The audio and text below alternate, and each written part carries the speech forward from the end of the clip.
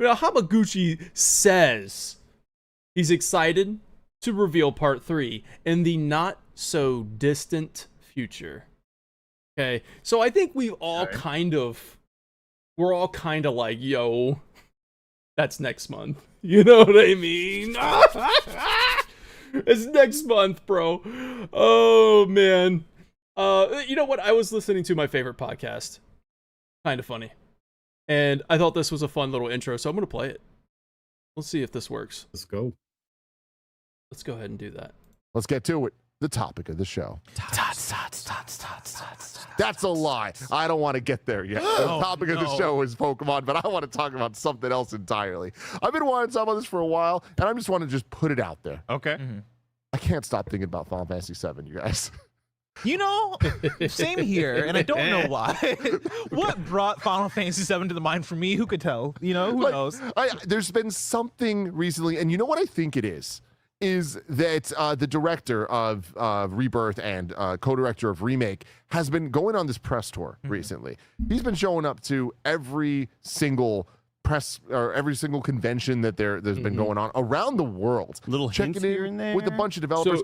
And this man, the last however many years. So both of them started talking about how excited they can't stop thinking about Final Fantasy VII, right? They were talking about Hamaguchi being in the press at all times, right? Just can't stop talking, but in a good way. Usually, there's a lot of the times where I'm like, oh man, they're talking a little too much, and I'm like, I don't like that they're talking too much. They're saying different things. There's like contradictions. There's, things that are. But I love that Hamaguchi has become kind of the speaker, the face of the like, as he should. I mean, he's the director.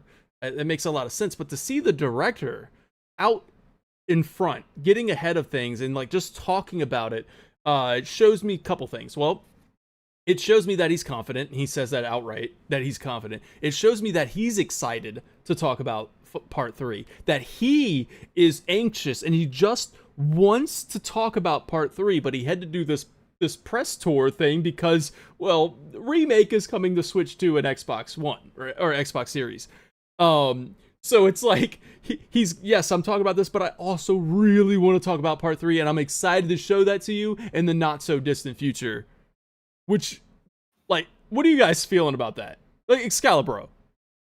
Man, I feel like he's building us up. Like, there's no way he's saying all this stuff and making references to the not too distant future and doing all this news. I mean, news drop after news drop after news drop.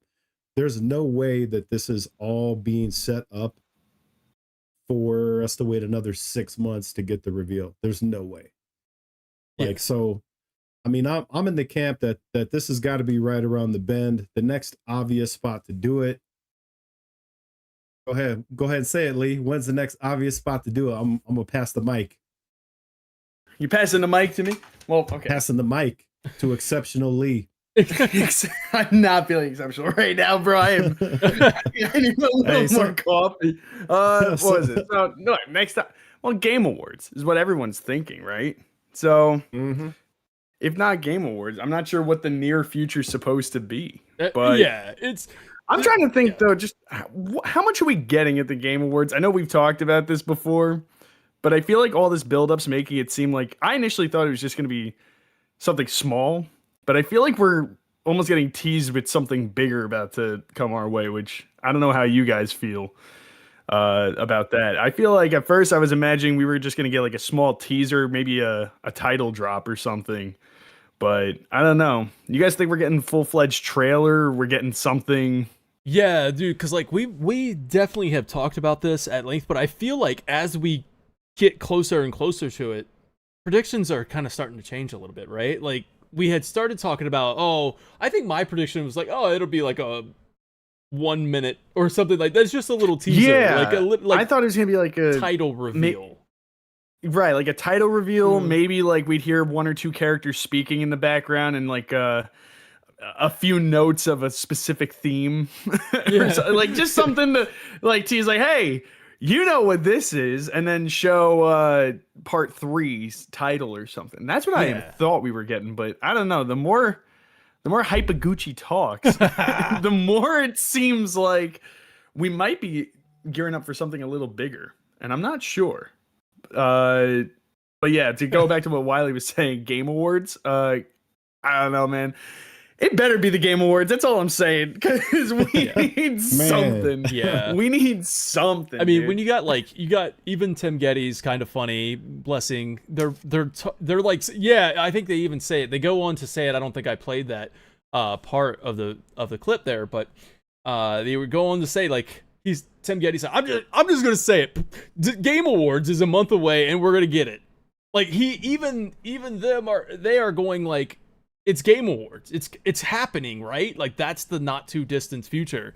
So the fact that it's only a month away is super exciting. I do want to condition you guys right now. I want to break this to you right now. I believe that November is going to be quiet. Okay, it's going to be a quiet month here. I don't think Hamaguchi is going to go out and start talking about anything. Like, I think his little press tour was done. He's back working on that trailer to make sure it's ready to go. It's good to go. Or working on the game, like he said in that was it MCM London panel. He was like, as soon as this panel is over, I'm going back to the hotel to work on the levels we've already completed. So he's. Hey, I like to hear it, man. I like to hear that. That's good. So yeah, I mean, so I believe that we will probably get something a little bit more than just a title reveal, which is what I was kind of set at. I look back at Rebirth, and we talked about that, where Rebirth did have, you know, the Nibelheim Cloud Sephiroth kind of approaching Mount Nibel, and, you know, we get a little bit of dialogue and stuff. I think we'll get something similar to that. But either way, guys, I'm so freaking hyped for that, and it's next month. Now, I don't think we're getting any news. No news November, you know? No No news November. Yeah. And we got, let's see. Max Taro saying it's paradoxical because on one hand, I want to know more, and at the same time, I don't. So I think that's kind of what I'm excited about with Hypecast so far. Naoki Hamaguchi. I'm excited about when he starts talking because it sounds like a fan talking. It sounds like somebody who's very confident in what they're doing talking. And then sometimes there were times when I felt like there was things that were said that shouldn't have been said. When we were leading into Remake, right? There were times when it's like, okay, you're giving away too much information, and then the other person's trying to cover that up by saying it's not going to happen, and then there was just like this conflicting like interviews going on. I think with Hamaguchi, I just feel like I can trust whenever he's in an interview that he's going to bring the hype, that he's going to be excited about it. So far, I don't think he's really said anything that has me nervous that he's going to say too much about the game. Where, like, the stuff that he is saying, like this, I'm very confident in it. And then another thing is, this is a quote. Actually, the question was, this is from NintendoLife.com. The question was, how much pressure do you feel to ensure that this trilogy lives up to the fans' expectations? And as a fan yourself, do you have your own personal expectations that you'd like to meet? And his quote was, my honest feeling is that yes, there is pressure. I can't deny that, but I don't really let that get on top of me. It's just so satisfying and rewarding to have so many people out there waiting for your game. Having so many people play and enjoy these games is really special, and I'm having a lot of fun with that at the same time. And he says, one other thing is that the team we have working on this series is just really, really great, and I'm blessed to have it, and it really supports me in making these games. It contains a lot of new people like myself, who were fans of the original games, but then we have a number of creators who worked on the original Final Fantasy VII, so people like Tetsuya Nomura, Yoshinori Kitase, Motomo Toriyami, and Kazushiki Nojima. Having them there really helps to ground it to the original and keep that essence of what made Final Fantasy VII what it is. And in some sense, If it was just me responsible for everything, then it might wind up becoming my own personal take on it as a fan. But together, we were able to determine what is most important for the fans and create a modern piece of entertainment that still retains the core essence. So, like, I don't know, man. I just wanted to read that entire thing just because it seemed like a very important question to ask. Like, hey, you know, do you feel that pressure on you right now? And like he even reiterates that in a different interview, talking about having that original team that helped build the original Final Fantasy VII there on hand at any time he feels like, am I straying too far from the path? He said it's so easy, I can just go ask them right away, and if they tell me we're good, then it's reassurance we're on the right path and everything. So it's like talking about that in these interviews is just exciting. I don't think it's really giving away too much. And then let's see. Anyways, what do you guys think about that? How are you feeling about like having the original developers on hand? I'm going to take a look at chat while you guys talk, and let's see what chat's saying. Yeah, I think it's dope. It's kind of like anytime you're uncertain about a direction or you just want reassurance that you're headed down the right path, you just have all the OGs on tap. You could just go ask them real quick. Like, that makes me feel even more confident in what they're doing. And I understand, it's easier to understand Hamaguchi's level of confidence, knowing that he has access to the people that put this together the first time around. So it's like he knows what he wants to bring in terms of like a new vision, but he's also staying, true to form. And I don't know, man, it makes me extra confident to hear that.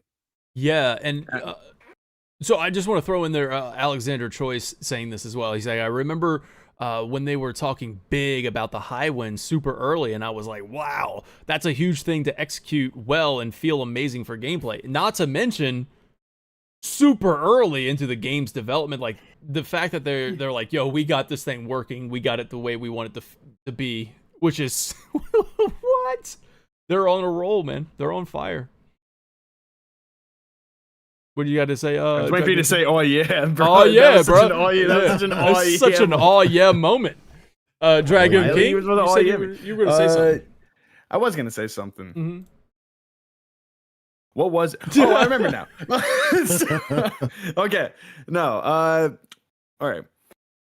Regarding, being able to pull from the original staff that worked, I think that for me personally, what I like about that is that it sort of makes me feel a bit more comfortable with how to put this.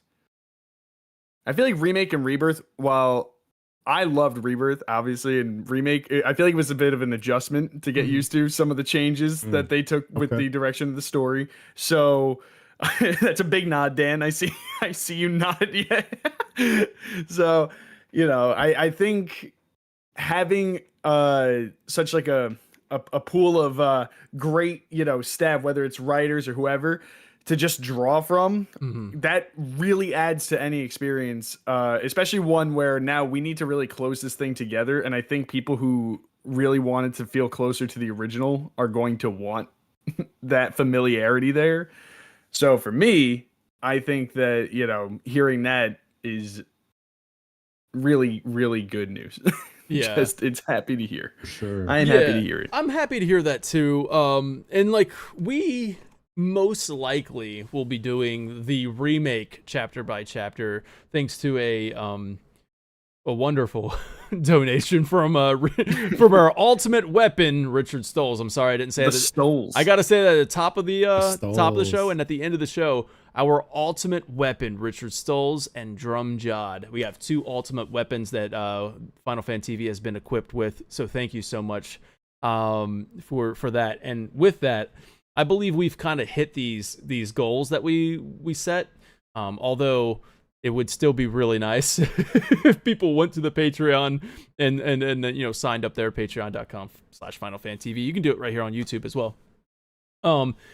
And speaking of that real quick, right after this, immediately after this show, we're going to be doing an exclusive open door Hypecast for the Bringers of Hype tier, where they're going to join the call and talk to us directly, and we're going to reveal our box art predictions. We had Tyler Hepner reveal his on the Hypecast, or on the Final Anniversary 5.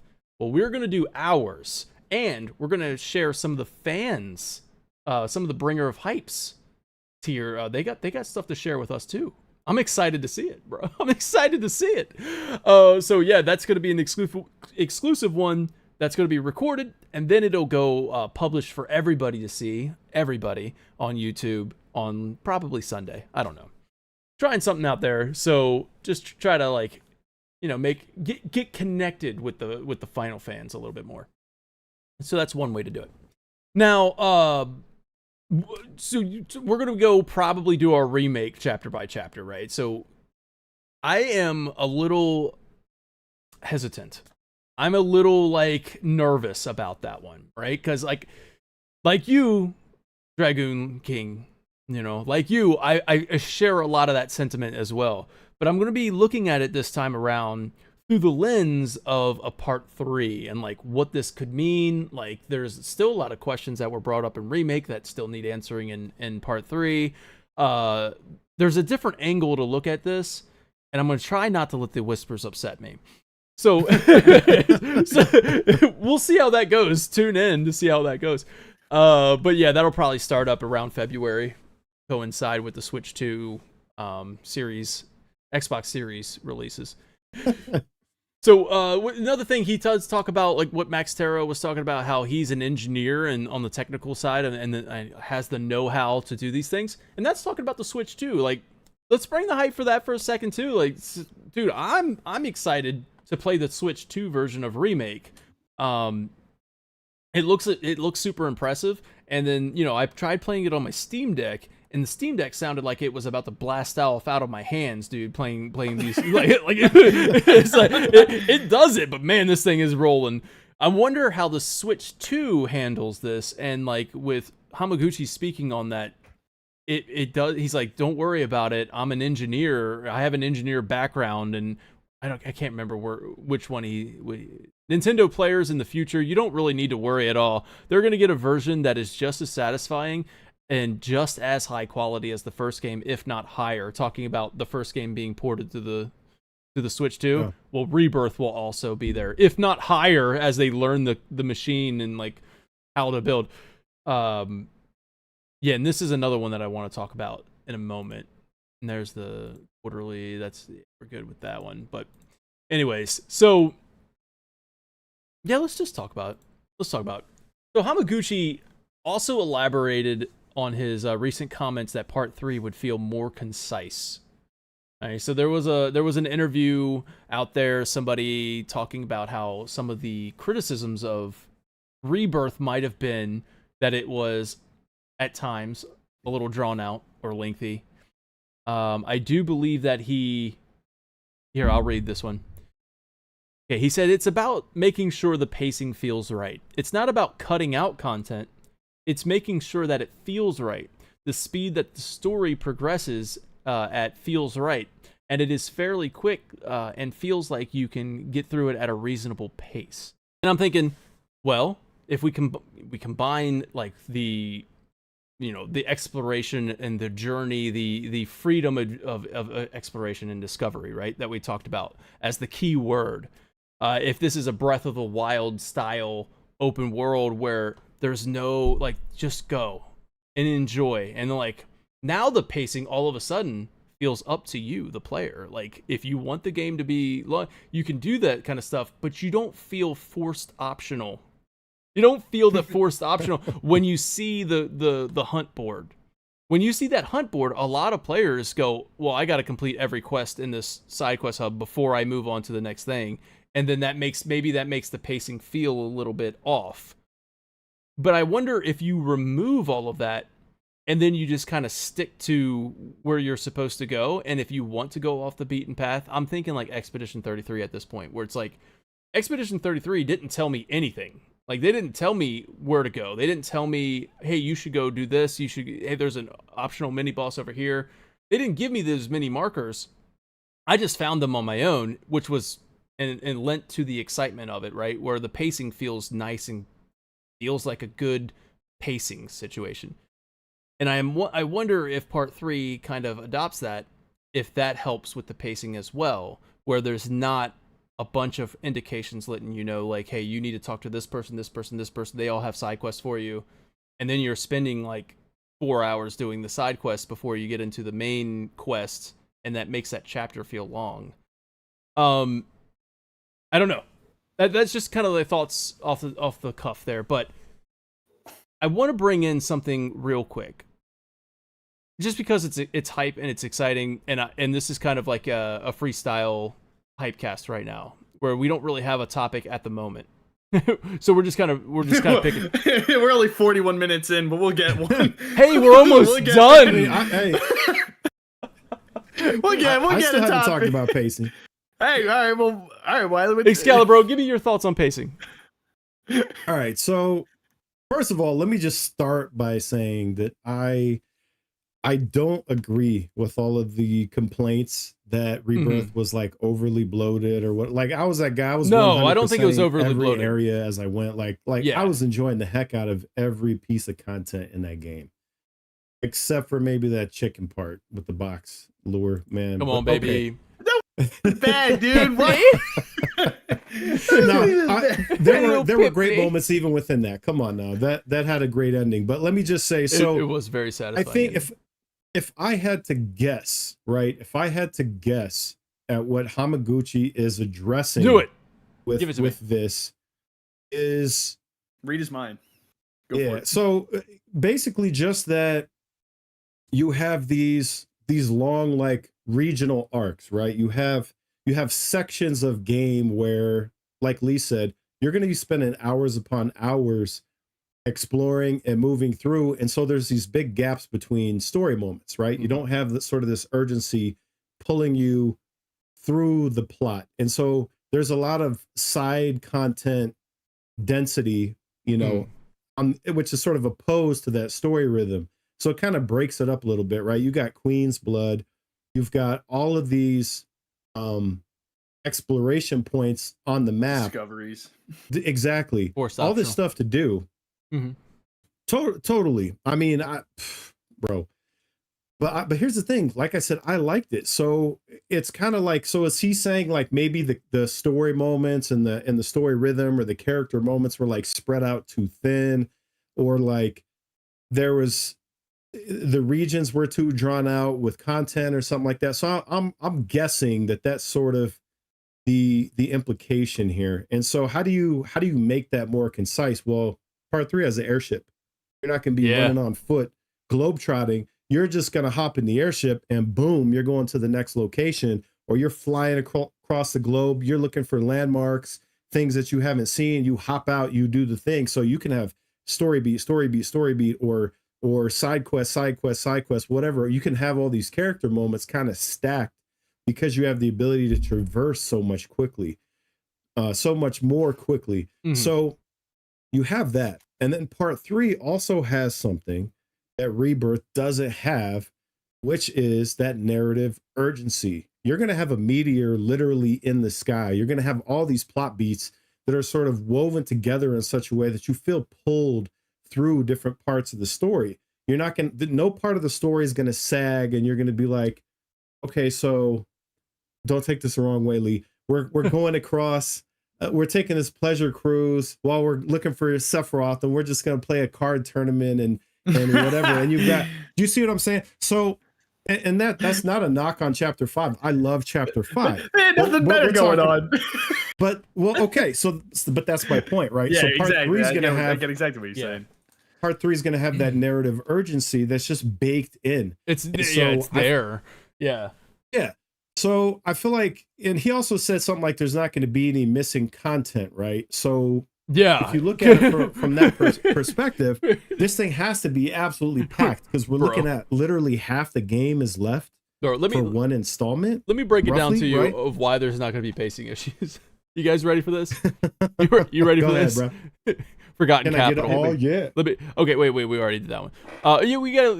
Yeah. Okay, we'll skip that one. Icicle Inn, Great Glacier, Gaia's Cliff, Whirlwind Maze, Junon, like escaping the prison, Junon, Medial, Mount Corel, Fort Condor, Medeal again, where you fall into the live stream, underwater reactor, underwater submarine battle, Rocket Town, Cosmo Canyon, we're going to space, Forgotten City, and Diamond. This stream is messing up again. Oh. That should help. Well, hey. Why? Why? I got it figured out. See, the thing is I figured out what was wrong with my stream. So now I can actively fix it whenever it happens. Okay, cool. So, yeah, I mean, what do you like? Is there something going on in Japan? Is there other content creators saying they're like in Japan? How do you know that Max is in Japan? What are you getting this information from? How do you know? What are you getting this information from? How do you know I'm not in Japan? How do you know that we're not there reporting live from it right now? Yeah, we're just using intro for the background. Yeah. We've been in Japan the whole time. Yeah. put our backdrops there. Oh yeah, man. And then let's see, they better have that urgency. Like Final Fantasy Files, what's up? Thanks for being here. Better have that urgency, right? And like I think it was Max Dude. Speaking of Max Dude, I saw this on Twitter. I saw this kind of like this little back and forth debate going on. Max was talking in like a little back and forth with somebody, talking about urgency, talking about Rebirth and its pacing and why it was paced the way that it was, and I completely agree. So I think it was Max Dude that said they had to make Rebirth pace the way that it was, to make you go around and talk to all of these different people, all of these NPCs, get the side quests, and maybe even utilize a checkpoint system, like, or checkpoint markers and indicators, and like, here's your freaking checklist, Ubisoft style, because they want you to do all of this. They want you to fall in love with the world and the people in it. And that was the whole objective of Rebirth. And I'm like, I 100% agree, right? Whereas like, you want to fall in love with this world and the people in it, so now you have something to fight for. Now, when the world is ending in part 3, when there's a meteor in the sky, you want to save it, right? You want to save the planet. Like, so they had to make you fall in love with the whole world, not just Midgar, because Remake was only Midgar to set up. Here's the setting. Here's the danger. Here's the pawns and all the chess pieces, and like, who's the enemy? Who's the what's going on? The state of the world. Here's the world now in Rebirth, and you gotta have something to love about it. And then part 3 is gonna be like Doomsday. There's a freaking meteor in the sky. You gotta go save it. They gotta make you save Cloud, right? They want you to like really get attached to Cloud, and they did that. I think they get us attached to all of these characters, and yeah, so. I like the pacing of Rebirth. I just feel like honestly, it's the Nibelheim mansion. Really, that was it for me. I think that was the part where I was like, dude, this was not necessary. This is gonna sound weird, but I don't know if Nibelheim mansion is necessarily. I don't know how to say this because it sounds like it's one and the same, but I don't know if it was that it was poorly paced or if it was just a poorly designed dungeon, and I feel like you could say those are one and the same. It could be one and the same there. Had the dungeon just been a bit better, but it was the same length of time, I don't think it would have been an issue. I think I don't feel like I had as big of a gripe with that chapter because truthfully that dungeon isn't terribly hard. Well, none of the dungeons. No, they're not. That's why. They're pretty. Yeah, I'm really hoping they have like these like really challenge dungeons that are completely optional, that are completely discovery based. That is one of my biggest hopes for part 3, is to have some actual like challenging dungeons, and challenging boss fights. Obviously, we have weapons and stuff to take care of that. But like, yeah, looking at it, and we're going to do our chapter predictions, like our predicting the 18 or 14 or whatever, how many chapters of part 3. 30. Yeah, the 30 chapters. 77. Yeah. Which I've already done this before in a previous video, and I'm pretty sure I've already but like I think I counted 18. Like if you look at it like I'm not going to do that right now because I don't want to spoil that Hypecast. But I predicted, I was like, dude, if they end it at, because this was before Rebirth, I was like, if they end it with Aerith, then part 3 is literally the same amount of chapters. like it's just perfect. It's perfectly paced that way. But yeah, looking at what's left in part 3, and I mean, I can see Icicle Inn being a more, well, no, I can't. I can see them, I think they're going to start the game, like we talked about with predicting the opening, they start this thing off with urgency. They started off with urgency. It's just like, I can see things maybe slowing down a little bit when Cloud goes into a coma. And like, when Cloud's in the coma, then it's like, well, here's your high wind, Cloud's in a coma, there's nothing else to do right now. We got nothing going on because we don't know where to go. Well, they got the huge materia they have to go get. Like, we got to go do that. But like, I feel like that might be like, hey, we got to do the huge materia, but there's so many people in this world right now that need our help. And maybe they'll go and like, hey, go and explore. And that might be where it opens up once you get to Mideel. And it's crazy to think that because that's got to be several hours in. But then after that, Mideel, and then you get Cloud back, maybe it opens up one more time. Where before you go to Rocket Town, before you blast off or whatever into space, and you start that final act. I guess the final act would probably be parachute. No, going back to the Forgotten City, I think would be the final act. Going back to the Forgotten City, right? And then like that sets off the events of like parachuting in Midgard, like Northern Crater and all that. So there are opportunities to explore. And then break up the pacing from that roller coaster ride and let you discover and fly around and do that.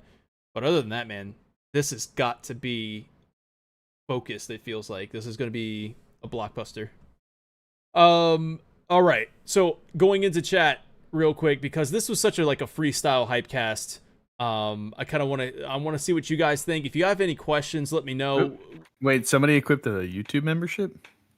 Did I just see that? Oh, okay. Tat Taylor, thank you so much for equipping a YouTube membership there. Awesome. Thank you. Really appreciate your support.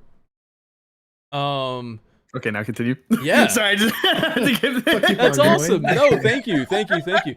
I don't. We love to shout out the fans. I don't know if that indication is working correctly, because I felt like I saw a couple people equip a membership during the final anniversary, but I think it just means that they subscribed, which either way, you're supporting Final Fan TV, and I really appreciate that.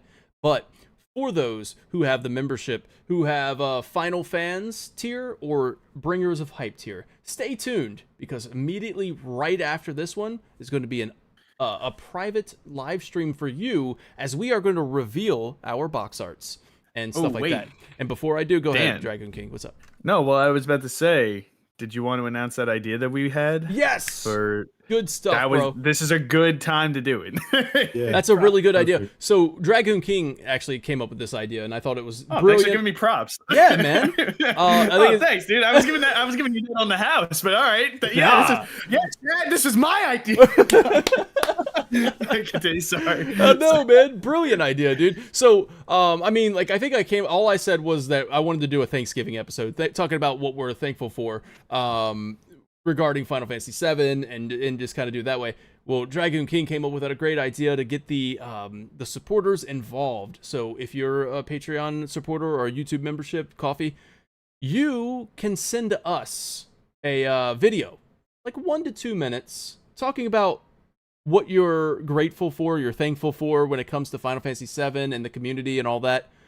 Or any Final Fantasy. Or any Final Fantasy. That's true. Yeah. Just any Final Fantasy. Any Final Fantasy. Any Final Fantasy, Square, Enix. Just what are you thankful for Final Fantasy? Yeah. And what about it? Send that to us, and we are going to play that on one of the Hypecasts and just kind of say, hey, here's the fan. It's going to be the Thanksgiving special. And just we asked fans to submit their videos of what they're thankful for. And then we'll play a little montage of that. Make it 1 to 2 minutes. Obviously, don't go any longer than that. We don't want to go too far with it. But 1 to 2 minutes, and maybe if you want to throw in something that you're most excited for when it comes to part 3. So that post, I'll make that in one of the all over Patreon, Coffee, YouTube, all that. I'll make that post for you guys. and I'll give you a link or a Google Drive that you can send your video to, and then we'll do a Thanksgiving special. It'll be really cool.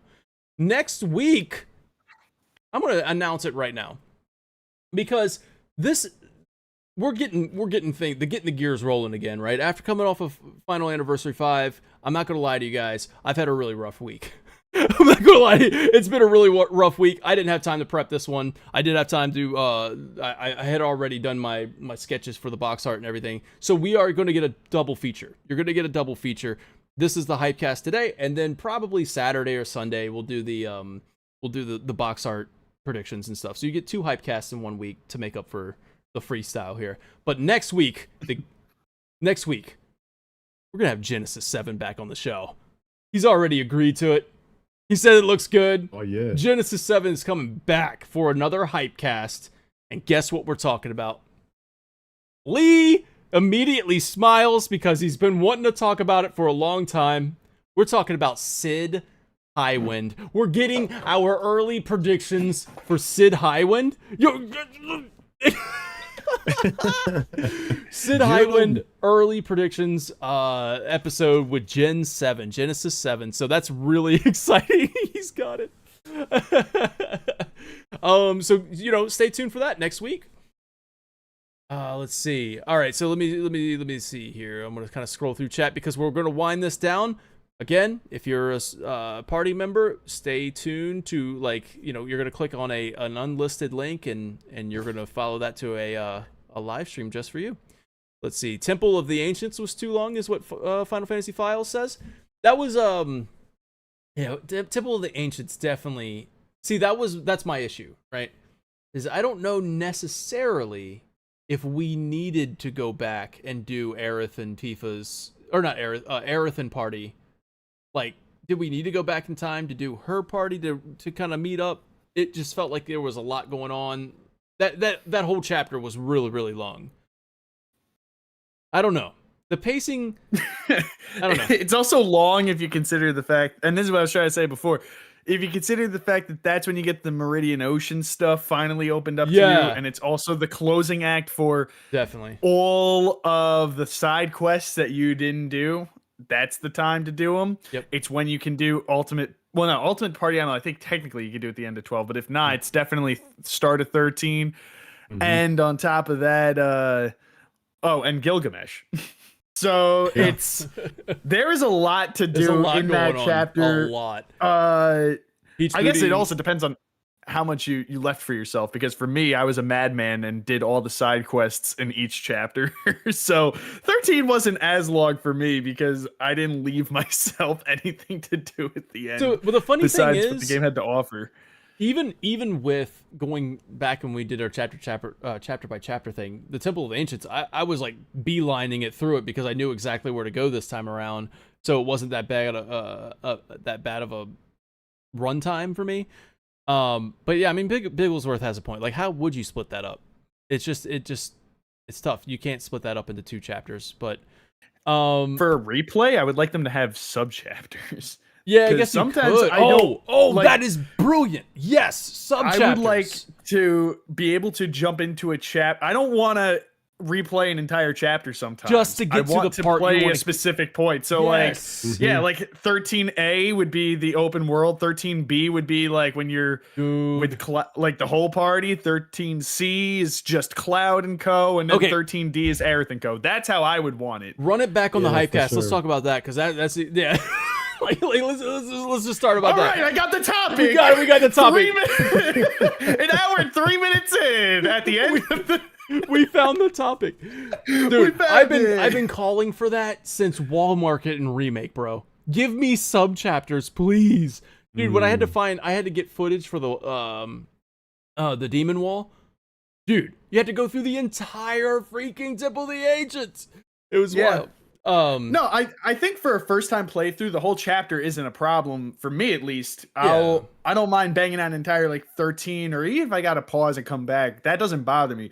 It's definitely on New Game Plus though, where the pacing issues do show themselves. When you come back for your second playthrough, or you just want to go back and play a specific chapter, I think about this in Remake when I wanted to I forgot. Wait, actually, I just lost what I was thinking of. But oh no, I remember. I didn't want to do the whole crap. Why is the boss name? It is blanking on me so hard, and I'm gonna beat myself up for this. Who do you fight at the end of chapter? At the end of the Ghost Nataf? chapter?